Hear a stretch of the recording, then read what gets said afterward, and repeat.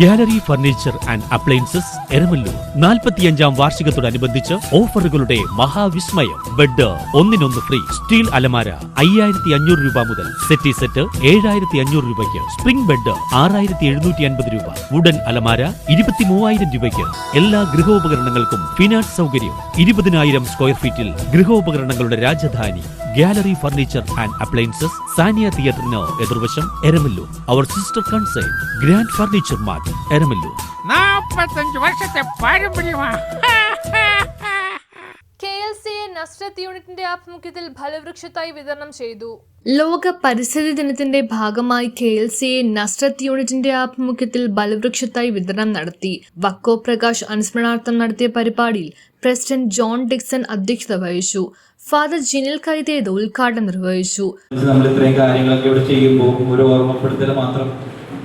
ഏകദേശം WHO ഒരു കണക്ക് കൂട്ടലനുസരിച്ച് ഒരു ദിവസം ഏകദേശം 4 ലക്ഷത്തോളം മരങ്ങൾ മുറിക്കപ്പെടുന്നുണ്ടെന്നാണ് കണക്ക്. 4 ലക്ഷത്തോളം മരങ്ങൾ.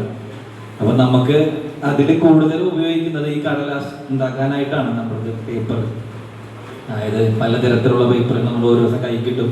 പുസ്തകമായിട്ടും വാർത്താപത്രം, പല രീതിയിലും നമുക്ക് പലതരത്തിലുള്ള പേപ്പർ നമ്മൾക്ക് കൈ കിട്ടുന്നുണ്ട്. ഇതെല്ലാം ഈ മരത്തിൽ നിന്നെടുക്കുന്ന.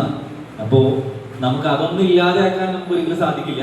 ചെയ്യാവുന്ന ഒരു കാര്യം, അറ്റ്ലീസ്റ്റ് ഈ പരിസ്ഥിതി ദിനത്തിനെങ്കിലും ഒരു തൈ നടാനും അതൊന്ന് വളർത്താനും നമുക്ക് ഒരുമിച്ച് ശ്രമിക്കാം. എനിക്കും പറയാനൊന്നും പറ്റിയിട്ടില്ല. സെമിനാറിലെ ഞങ്ങൾക്ക് നിർബന്ധമായിട്ടും എല്ലാ കൊല്ലവും ഒരു ചെടി നടണമായിരുന്നു. വലിയ കാര്യമായിട്ടൊക്കെ നടും. 2 ആഴ്ചയിലേക്ക് വെള്ളം ഒഴിക്കും. പിന്നെ ഒഴിക്കാതെ മറന്നു പോകും. ചെടി കരിഞ്ഞു പോകും. സ്വാഭാവികം അങ്ങനെയാണ് എല്ലാ കൊല്ലം നടക്കുന്നത്. അപ്പൊ എനിക്കും ഇതൊരു പാഠമാണ്. ഞാനും ഒരു ചെടി വളർത്താൻ ആഗ്രഹിക്കുന്നുണ്ട്. മുറിയിൽ മണി പ്ലാന്റ് ഒക്കെ ഉണ്ട്. അത് പിന്നെ നമ്മൾ നോക്കണ്ട, അതിന് വെള്ളം ഉള്ളതുകൊണ്ട് അത് വളർന്നു പോയിക്കോളും. അതല്ലാതെ ഒരു ചെടി സ്വയമായിട്ട് വളർത്താൻ എനിക്കൊരു പാഠമാണിത്. അപ്പോ ഒരു കൊച്ചി കോർപ്പറേഷൻ മുൻ പ്രതിപക്ഷ നേതാവ് KJ Antony, Johnson മാക്കൽ, Yesudas Palappilly, Sushma Antony, Sebastian Antony തുടങ്ങിയവർ പ്രസംഗിച്ചു. News bureau, Kochi.